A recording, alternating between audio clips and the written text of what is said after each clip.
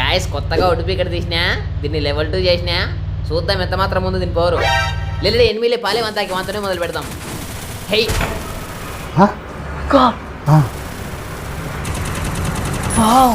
A few moments later. ఆయన పక్కన ఉన్నాడు నా పక్కన బండిలే నా కొడుకు సచ్చేకే ఉన్నాడు నా చేతుల్లో కొత్త ఉడిపికరు కొత్త అడిగితా మో పైనుంచి కారులో వడుతున్నాడు చూడు కారు పళ్ళు కొట్టినా